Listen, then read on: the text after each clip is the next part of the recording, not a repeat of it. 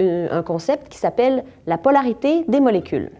Il y a certaines molécules qui sont non polaires et puis d'autres molécules qui sont polaires. Qu'est-ce que ça veut dire, ça, des molécules polaires?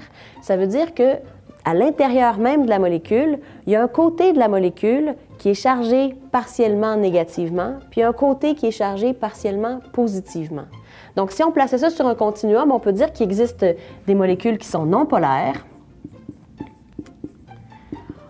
Donc, il pourrait avoir aussi ce que je viens de vous expliquer, les molécules qui sont polaires.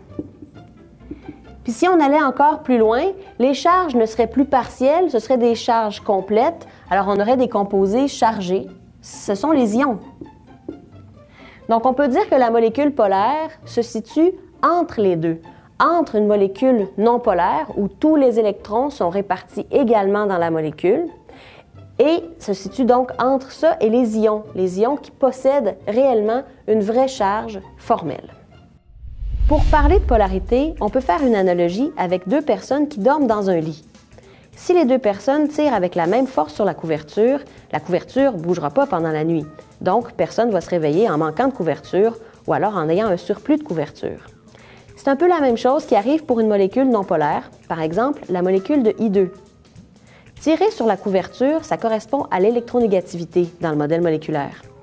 Comme les deux atomes d'iode ont la même électronégativité, les électrons de la molécule sont répartis uniformément, donc aucun atome ne se retrouve avec un manque ou avec un surplus d'électrons.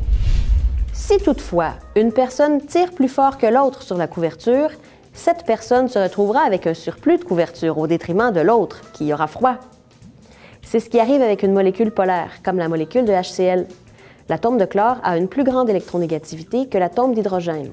Il tire donc plus fort sur les électrons. C'est pourquoi on observe un surplus d'électrons autour du chlore. Ce surplus est représenté en rouge dans la figure et confère à cette portion de la molécule une charge partielle négative représentée par un signe delta-.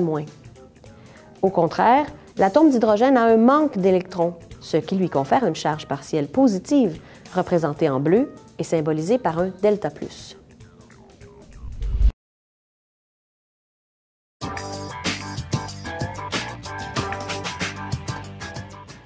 On a déjà abordé le thème de la polarité dans la section sur les liaisons chimiques.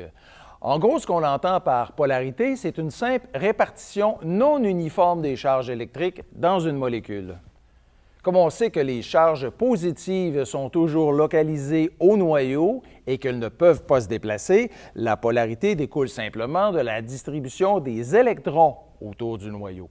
On a déjà vu avec mes amis Rose et Édouard, si vous vous souvenez bien, qu'une liaison polaire est une liaison où les électrons ne sont pas partagés également entre deux atomes, puisqu'un de ces deux atomes a une électronégativité supérieure à celle de l'autre atome. En conséquence, l'atome le plus électronégatif, ici, déplace les électrons de la liaison vers lui et de ce fait acquiert une charge globale négative, alors que l'autre, ici, devient positif.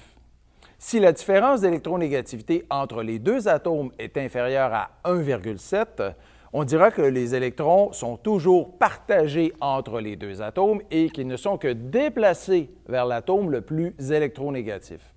On forme ici des charges partielles, delta+ et delta-. C'est le cas de la liaison OH qui présente une différence d'électronégativité de 3,44 moins 2,20 qui est égale à 1,24. Et si la différence d'électronégativité est plutôt supérieure à 1,7, l'atome le plus électronégatif sera suffisamment fort pour arracher l'électron de l'autre atome et acquérir une charge formelle négative -1, alors que l'autre aura la charge +1. Ce cas est surtout observé pour les composés formés d'un métal et d'un non-métal comme NaCl. Lors de séparation en utilisant la CCM, il est très important de comprendre la polarité des molécules ou bien la polarité des solvants. Cela est important pour choisir les solvants adéquats pour la séparation selon les molécules qu'on veut séparer. Le tableau que vous voyez ici représente la polarité des solvants qui peut augmenter selon le type de solvant. Il y a des solvants qui ne sont pratiquement pas polaires, tels que le toluène, l'hexane, l'éther de pétrole, etc. Il y a d'autres solvants qui sont modérément polaires, tels l'éthyle d'acétate, l'acétone, etc. Il y a d'autres solvants qui sont très polaires, tels le méthanol, l'eau, l'acétique acide, etc. Donc, dans une séparation sur CCM, si on a une phase stationnaire qui est non polaire, de préférence, la phase mobile doit être polaire. Par contre, si la phase stationnaire est polaire, donc la phase mobile doit être moins polaire que la phase stationnaire. Et par conséquent, pour faire une phase mobile moins polaire ou bien non polaire, on peut choisir entre ces solvants qu'on a. Par exemple, si on cherche à utiliser une phase mobile non polaire, on peut utiliser un de ces solvants.